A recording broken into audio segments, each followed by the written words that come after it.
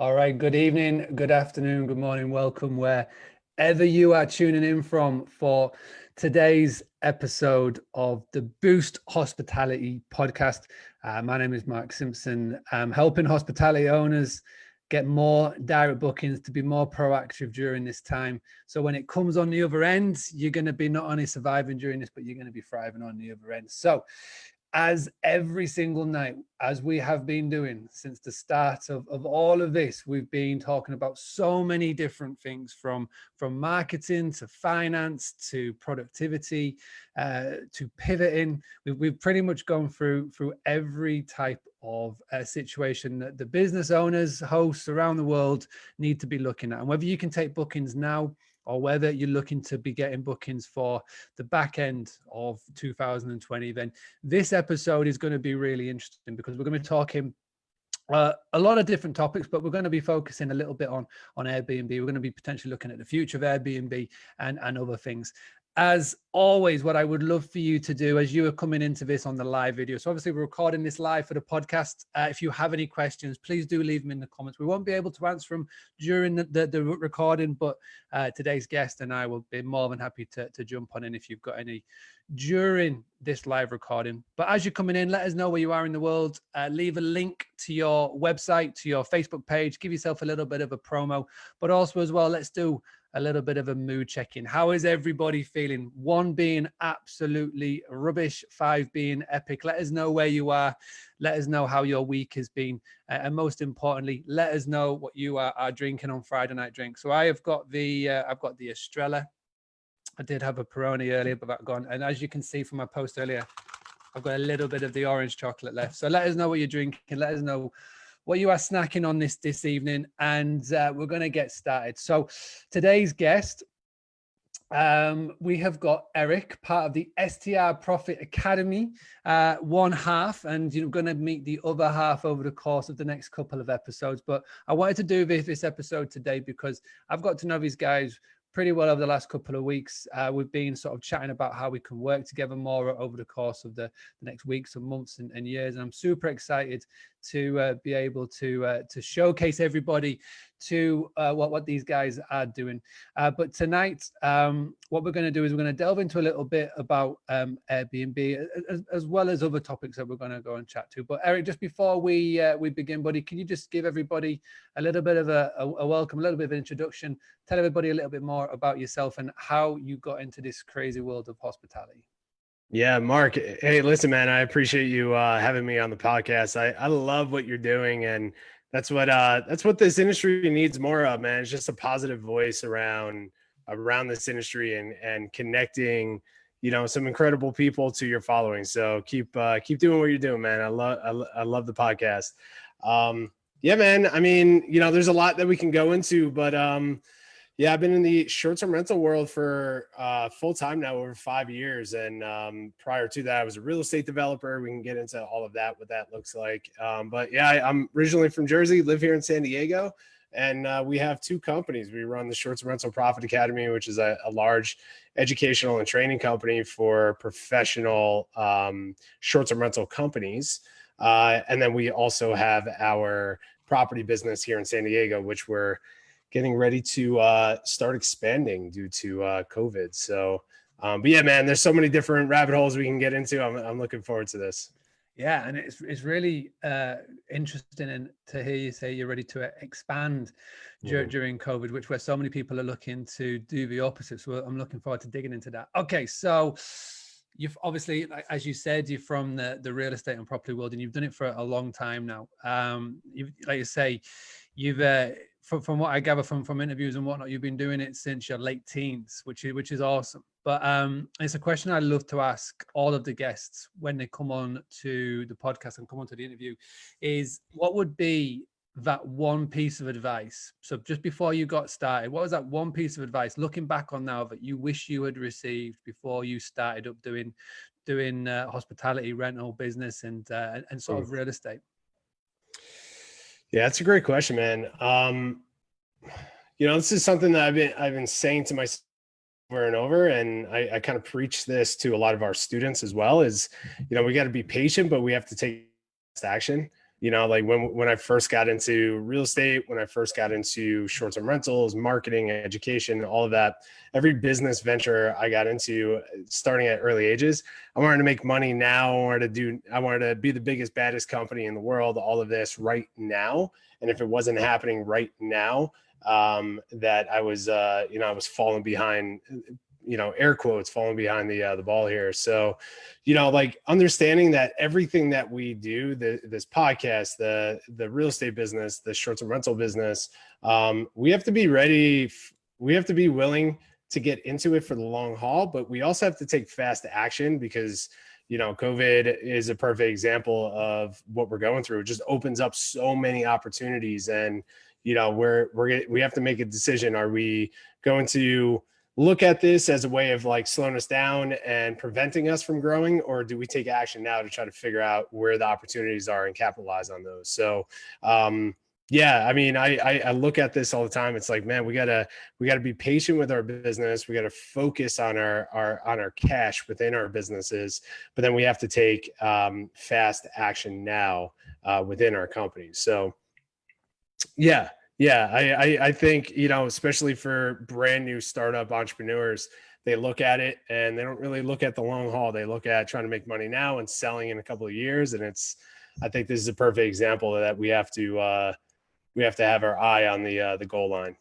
Yeah, 100%. And like you say, you've gone from building up your property portfolio from doing all of the different aspects of when you've got a property portfolio to the point now where people are coming into your world and you are showing them how to do this. You've got people part of your training program, which is super exciting to see. And from your experience, where would you, to people that are coming into your training program, where would you say that the majority of them are from? Are they US based? Are they sort of, are they more over at Europe? Are they all over? Where do you find the majority of them are from right now? The guys that are coming through the program? Yeah, it's funny, man. We did, from the data that we've collected over the years, we have students and people in our community from 92 different countries, which is pretty, it's pretty incredible to even state that. I would say the majority of our students that are active in our communities and in our training are from North America. And then I would say 25-30% are from Europe and additional countries. Well, that's cool to see, because yeah, with Boostly, I find that the majority of the people that come through my training, majority UK in Europe. We do have people that are Australia, down that way. We do have quite a couple from America, but yes, mainly UK and Europe. So this is why this next question I wanted to ask is really interesting to me. So when everybody gets going through your training, what is the one most common mistake that you see them making when they first getting started with Airbnb or hospitality or rentals? It's a great question. The first thing that comes to me is, they get emotional behind what they're doing, right? So they get emotional behind the properties that they take on. Again, we train people how to go out and leverage other people's properties and grow and scale. So we really only focus on people that want to grow multiple units. And if that's 5 units or 100 or 300 units, we have the training and the communities and the masterminds for that. But I'm always focused on big business, big scale, all of that. So that's what we teach. And what I find is a lot of people, again, they're not patient. They want to get to the point now. And then the common mistake is taking on properties where they're over leveraged or they're emotional about it because it's a sexy property. They want to get in the property, or they just want more units. So they're just kind of blindly going ahead without really understanding why they're taking on properties or why they're making decisions in their business. They're just taking action, and that's great, but we have to take the right action. We have to know why we're taking those actions. So right now we're seeing the result of this is that a lot of people have signed leases with the master lease model, or taking on property management units in their marketplace just to get units and start building their business. But haven't really focused on the infrastructure of their company and understand why they're taking those actions. So being impatient and then just taking on the wrong units that will dry them up during a crisis like what we're going through. So in the UK, the sort of model that I think we're sort of talking about is called rent to rent, or you got serviced accommodation, or you do buy to rent and short stay accommodation. What are those sort of models called in the States? I've heard the term rental arbitrage used before. Like, what are the different sort of models that you've got over there in the States? Yeah, there's three main models, right? So you have the owner model. So you buy the property and you run the management, the short-term rental through the property. Two is you have the rental arbitrage or master lease. It's the same thing. It's essentially when you negotiate a lease on a property with an owner for guaranteed rent every single month on that property, and then you re-rent it back out to short-term stays. And then you make the difference between your cost and what you bring in through the short-term stays. And then the third is the property management / co-hosting model.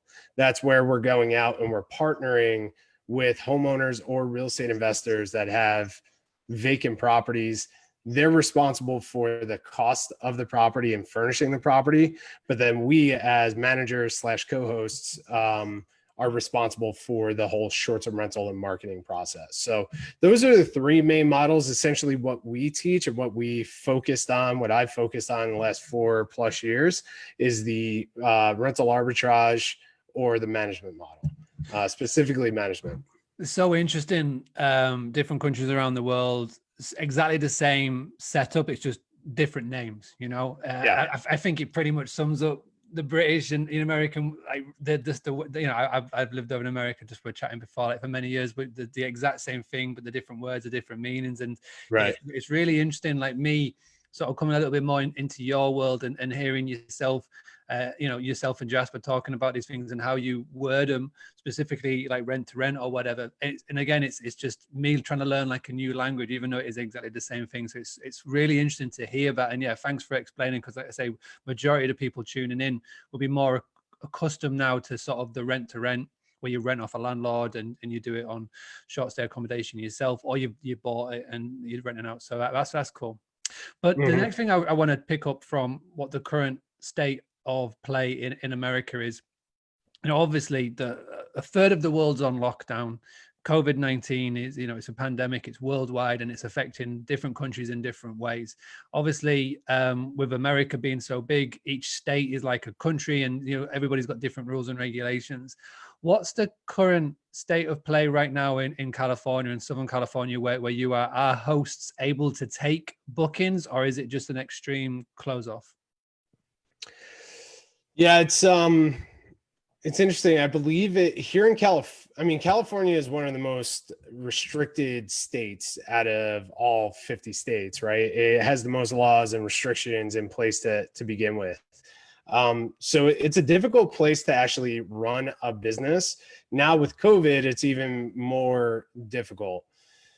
They're considering, in most parts of the state, they're considering hospitality a non-essential business. So short-term rentals and hotels are essentially closed. I'm looking out over Sail Bay here, and on the other side of the Sail Bay is a beautiful, beautiful resort that for the first time in its history has shut down completely, right? So it's like, this is happening throughout the whole state. It's happening throughout the entire country, where cities and states are actually mandatory that you have to shut down your short-term rental business. Now, we're noticing Airbnb in some areas are actually complying with this, where they're restricting bookings in certain marketplaces. So you can't actually use Airbnb to book, and other platforms are doing the same. So yeah, there's a massive shutdown in certain areas. There's cities and towns around here that actually have their borders shut down. So you can't enter into the town unless you live there. So they're shutting down travel completely. And this is something that we talk about quite a bit. It's like all of us on a global basis, if we're in the short-term rental world, we have to mentally and emotionally be in a position and make that switch, that the new avatar, for at least for now, is necessity travelers, necessity guests, right? We have to move away from the leisure guest and start focusing on midterm guests, right? To fill our units. And this is what we're watching a lot of people do, a lot of hosts now, do to just keep their head above water, and possibly even make some cash on their units. So yeah, long answer short, it's the state is putting some really strict lockdowns in place. And that's happening throughout the whole country. Are you noticing any of your delegates, any of your people in your training program are swapping from a short stay accommodation to maybe renting out their properties on a long-term lease instead now? Or are they sort of doing what they can to get ready for when these lockdown restrictions lower and become a bit more light so they can then take short stay bookings? Yeah, everybody, and this is what we're preaching, is everybody is switching to midterm stays versus long term. So just to clarify that, midterm stays, from what we're noticing, are anywhere between 28 days and 90 days. That's what we're seeing. So 30 and to 90 is essentially the sweet spot of what we're finding for a lot of hosts nowadays. Of course, you know, I was telling you before the podcast that I have over 50 calls that were scheduled with me today and tomorrow with hosts from all around the world. And I'm doing that to talk to them to understand what are hosts doing to fill their units. Are they staying in business? Are they getting rid of leases, getting rid of properties? There's a big majority of hosts right now that are actually just getting out of the business. They're just shutting down their doors. They're not marketing. They are just completely stepping away and converting their short-term rental properties to long-term tenants, signing a year-long lease, stuff like that.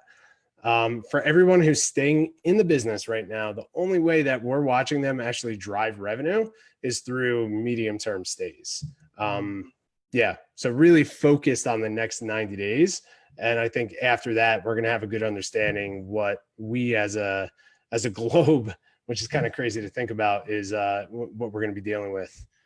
So we had Price Labs on 2 episodes ago, and Price Labs were talking about pricing post-corona, but what they did is they pulled up one of their reports that they recently did. I know Price Labs and AirBnb are pulling up loads of reports at the moment on the current state of play.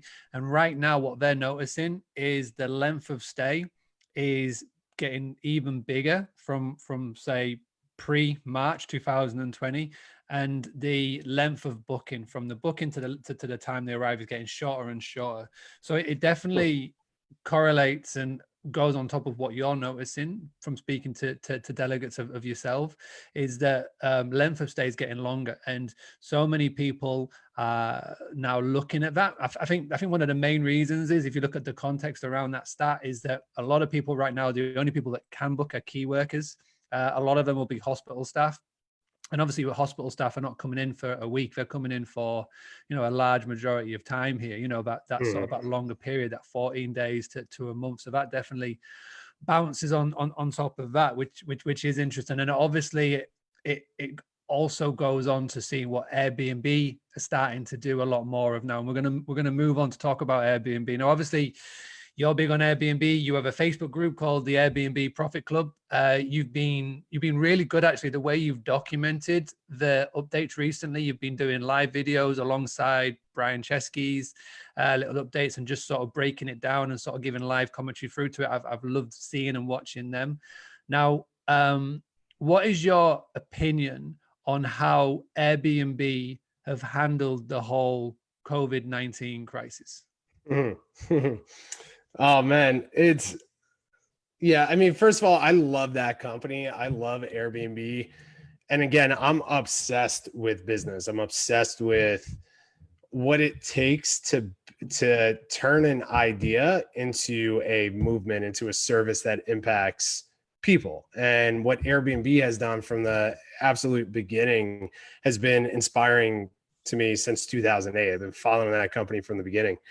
So I love the company. I love the vision of the company, their services, the culture that they created, all of that. And to watch them go from where they were at to where they're at now, today, at the level of where they're at, is just completely insane to watch a company grow that fast. So with that said, when I look at Airbnb And I try to put myself in the mindset of Brian Chesky, the CEO of that company. I'm a CEO of my company. I have 4 employees, right? It's like, and that's a big deal for me. I'm like, all right, this is awesome. This year we're going to do this revenue. Next year we're going to grow. And I'm making, air quotes, tough decisions within my company. I look at Airbnb and I'm trying to understand what is it like for Brian Chesky making these decisions. And for me, I'm just like, man, I think he's kind of shooting from the hip to try to find out what's going to work and what's not going to work. And I think he made some really bad decisions on the way that they handled the guest cancellations. I think they made some really bad decisions on the way that they communicated about the guest decisions. I think he's continuing to make bad decisions on talking strictly about the online experiences versus these other avenues that they truly have the ability to kind of disrupt the way that they disrupted short-term rentals. And I also think that they made a major mistake with the $250 million host fund. So with that said, I don't know what decisions would be better than that as far as like how he can make a different decision. I'm just not a fan of what they've done so far. And I think it's hurt them. I think it's hurt the industry. And I think it's hurt the perception of Airbnb, the cult following that they've had throughout the last few years. I think they completely disrupted that. Even myself, I am looking at Airbnb now as, once we get out of this, as just another channel to market on versus a partner in this space. So yeah, a little disappointed in what they've done. And I think with the coming weeks, coming months, we're going to see how they pull themselves out of this. Yeah, I mean, I think for a lot of people who are watching this, or whether you're listening back on the audio, you got to understand that in America, people are a lot more favored to Airbnb than maybe what a lot of people are in the UK and Europe and especially Australia. And, I see this a lot in Facebook groups. There's Facebook groups set up just for Airbnb, just like, with the Airbnb Profit Club. There's loads of other Facebook groups specifically around Airbnb. It's got Airbnb in the title because there are a lot of people that relied 90% of their bookings coming in came from those channels. And if you're a host of whatever property that you have and you've got 90% of your total bookings for the full of 2020 has come from Airbnb, and what we're talking middle of March, it doesn't matter what cancellation policy you've got, Airbnb sent a message without communicating to any hosts first that they're just going to give every single guest a chance to cancel their booking free of charge. And literally overnight, people have lost thousands upon thousands of dollars, and there's nothing you can do about it. Even with the backpedaling of the PR and trying to give super hosts and hosts a bit of a grant, the way they I agree, the way they went about it, and I think they realize this. Brian Chesky has never done live videos or as many live videos as he has done in the past month and for the past sort of 10 years of being in business. And, and I think he's doing that to try and get the hosts back on side. But you're right. And this is the thing that I've noticed in the Facebook groups that I'm a part of. And I can see this. I can see the communication moving away from just Airbnb to how can we now get this multi-channel? How can we now, what's this thing called a channel manager? What's this thing called a PMS? What's this thing called a website? But everybody's trying to now go down this route, and it's super interesting to me. And there's so many different conversations to have about Airbnb. And again, I think that they were stuck between a rock and a hard place. And I think in a year's time they will look back on this, whatever state that they are in, and they will regret it. But and obviously you've seen them doing a lot of things in the news. Have been getting massive investments in, and all that have been in the news pretty much daily. There was an article on Wired, which was, what is the future of Airbnb? And it's really interesting. Like, how do you potentially see, now this was going to be the year with the big IPO. This is going to be the year where it was all going to go rosy for Airbnb. Like, where do you personally think that they will be come the end of this year, December the 31st, 2020, what would be your prediction of where Airbnb are at? Yeah, man, that's such a powerful question. I don't think anybody really truly understands how they're going to end up, because they're making some really massive decisions. You know, they brought on $1 billion in the last 30 days. They brought on $1 billion, but they brought on that was in debt. So they're paying 10% on that $1 billion. Plus they're bringing on another $1 billion, and their internal valuation dropped over 50% of the company. They haven't started massive layoffs, but I think that's going to happen. They have a ton of cash. The one thing that Airbnb did really well is figured out how to manage their cash. And they just stockpiled cash away, equity lines, all of that. I think the company Airbnb is going to be completely fine. I don't think they're going out of business. People are talking about this, that Airbnb is going to shut down, all this other stuff. I don't think they're going to be affected that bad. I think they have a ton of cash. They'll be fine. I think what's going to happen is, and this is just my gut talking, but I think the culture of Airbnb is going to disappear, especially in this country. Airbnb created so many different entrepreneurs literally overnight, with their platform of, hosts, everyone from the individual hosts all the way up to these massive companies. I think the cult-like following is going to disappear, right? And that's huge. That's huge to say. That's kind of like, I don't know, Apple phone users moving to Android, right? Yeah. You know what I'm saying? It's like the cult-like following that Apple has, just imagine one day that's gone, right? And that's a big shock to that company. So I see that happening. I see the company being completely fine as far as not going out of business, but I also see them having to make some massive changes to overtake certain avenues that they can disrupt right now. And that's long-term, medium and long-term rentals on their sites. I see them being able to completely disrupt the realtor situation here. So, real estate agents here in the States, I think they could completely disrupt that. And I think they're going to have to go into different channels, different revenue models. So I think they're going to be fine. I don't know what it's going to look like, but I think they're going to also have to release something that is going to build back the host trust, especially in this country.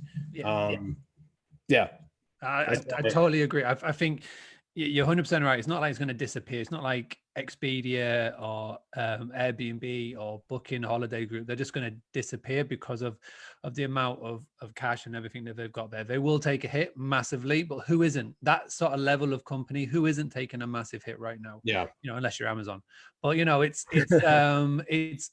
definitely, you're 100% spot on. Is that it's not so much the money that they're going to get hit. It's going to be their following. It's going to be their members. It's going to be the perception. They're just going to be treated like another channel. They're going to be treated like Booking.com. They're going to get treated like Expedia. Now, Booking.com and Expedia have tried so hard these last 3 or 4 years to get their people that are listed on their platform to look at them the same way that Airbnb get looked at by their host. They're trying so hard to do that.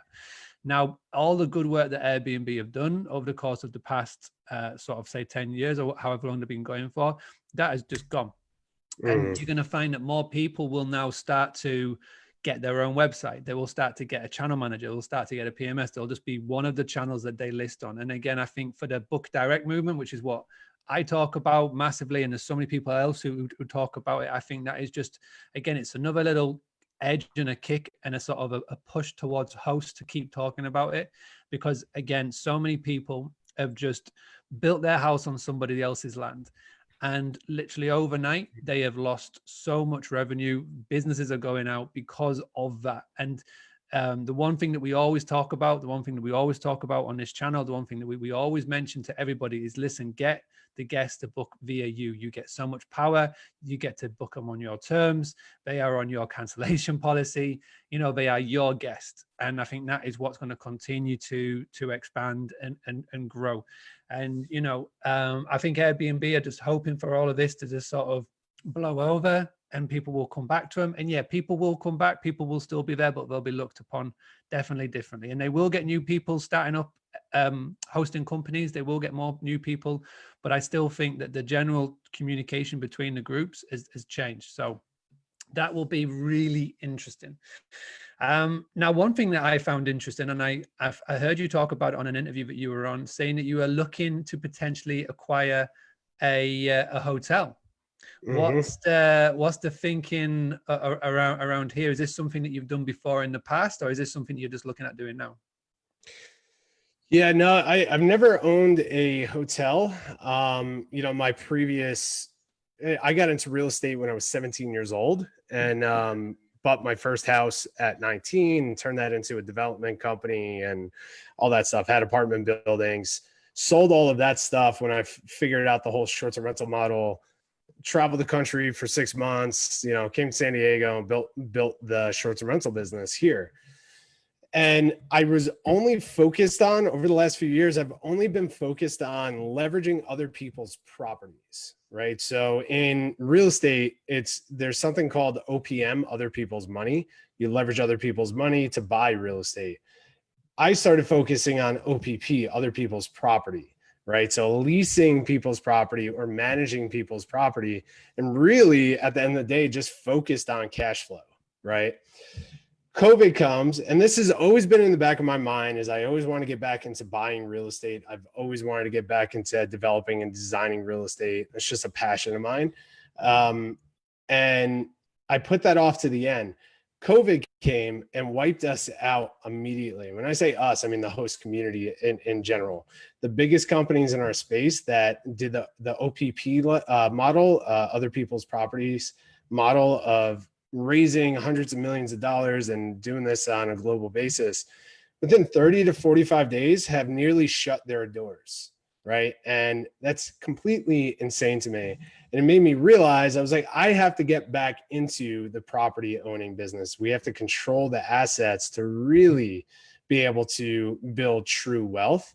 And that's really what I'm focused on. I love this industry, but I also love the real estate industry of owning real estate. So I want to combine the two and really focus on purchasing and developing a portfolio of boutique hotels.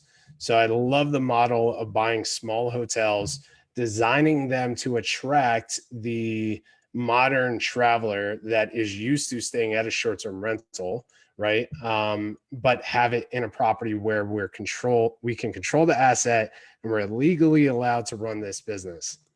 That's cool. So many places. That's cool. Yeah, and just you'll be able to put all of the skills that you learn exactly through this into that. That's awesome. Exactly. And it's like, how do we, because that's where the modern traveler is going, is they want a cool place. They want to feel like it's unique. They want to be tied into the local culture, but they also want to have their own privacy within the unit. So how do we combine modern age short-term rentals with boutique hotels, where throughout the US there's so many boutique hotels that need this type of upgrade, if you will. So yeah, it's a passion of mine. That's a focus. And now it's amped up even more now than ever. Nice. Well, I look forward to seeing the updates on the Instagram and how you document that. That'll be super cool. All right, buddy. Really appreciate that insight to Airbnb and all the things that are going on over in America. And as we always do on these Boostly podcast interviews, we finish with quick fire questions. So this is where we ask 5 to 6 questions, get a little bit more of an insight into Eric and his way his mind thinks. Are you ready, buddy? Let's do it. So today, quick fire question, Zoom background is going to be, when it loads up, Marvel. There we go. I've got tons of these bad boys lined up in the background, but today is going to be Marvel. One of my true loves right there. So first question on quickfire questions. And again, if you're watching this live or on the replay in the comments, please do leave your answers to these questions. I do go through every single one of them, and I do love seeing everybody's different answers. So first one. In lockdown, if you could be isolated with a famous figure, celebrity, dead or alive, if you could pick one person, who would that be? Joe Rogan. Joe, that's who mine is. That is who mine is. Come on, man. Good answer. I like that. Good one. Okay, so if there is one movie or one series that you've had on your to watch list for some time now, but just never got around to it, what would that be? What's been on that to watch list that you could share with everybody?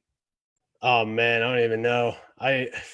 We've watched so much Netflix over the last few weeks. It's kind of crazy. I think I've been through everything I've wanted to watch. I don't know. Maybe I'll toss that question at you because I don't have anything in the queue that I haven't seen yet. What have you been watching then since the last few weeks? You've gone through the full list. What's that one Netflix that has stood out to you and you've gone, yeah, I love that. What could you recommend to people to go and check out?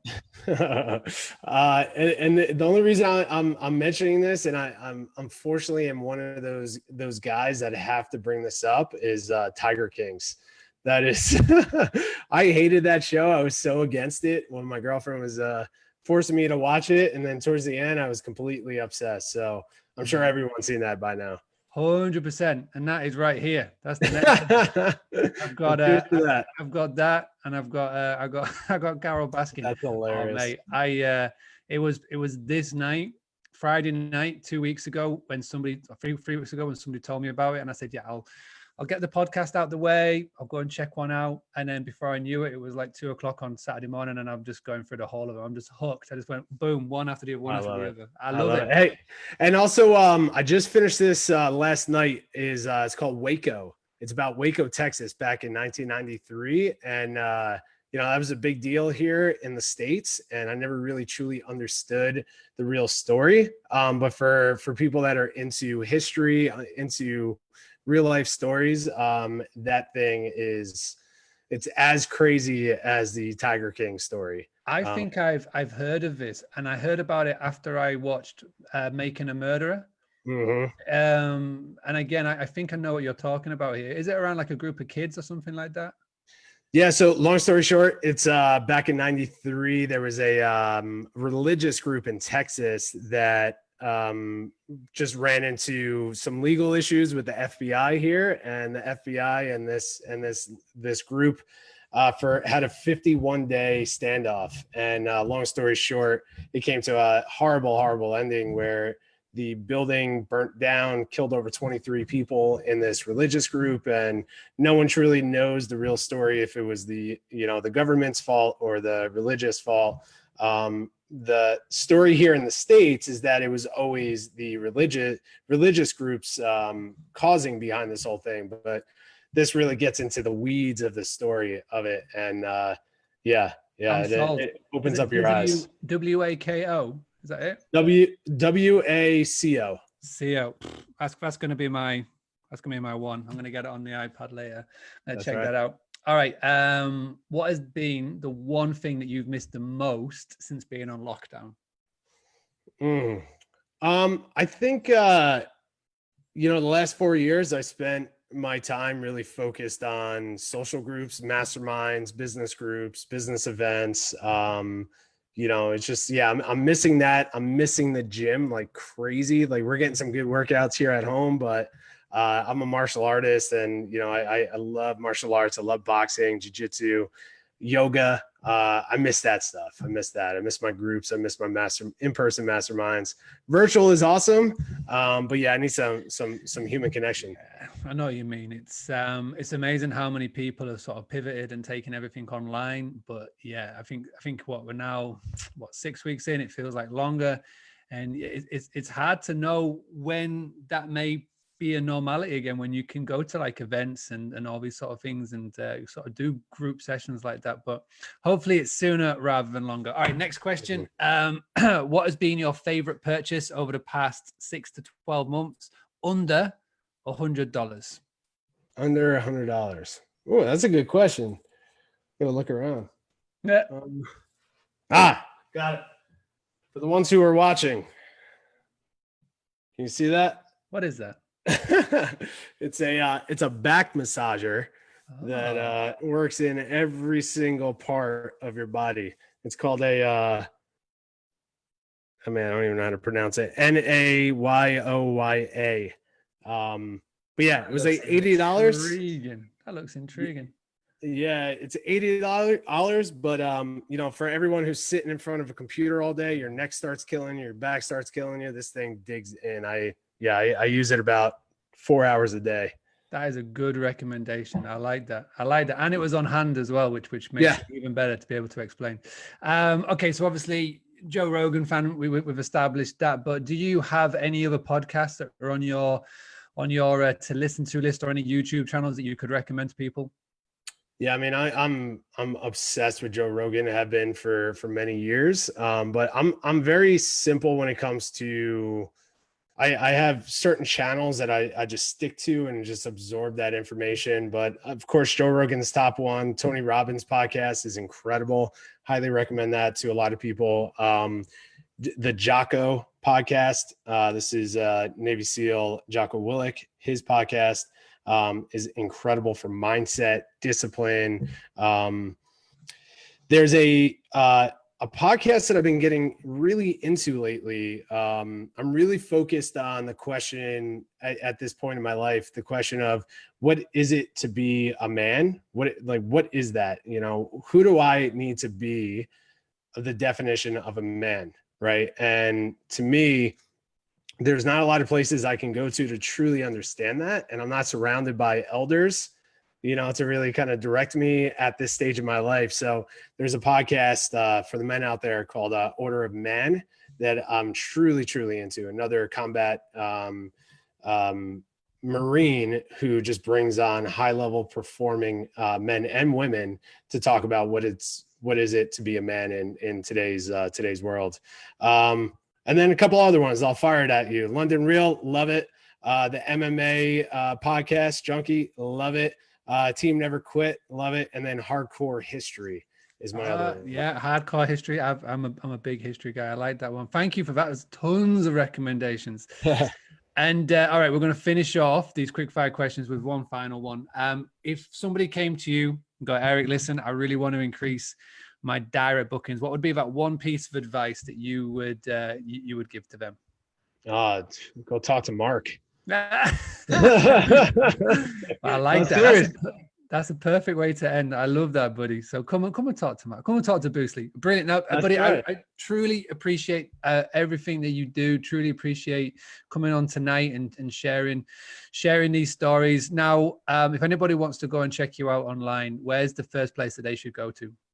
Yeah, the easiest spot is, we have our free Facebook group, the Airbnb Profit Club. It's not just for Airbnb, that's for anyone in the hosting industry. So that's a free resource.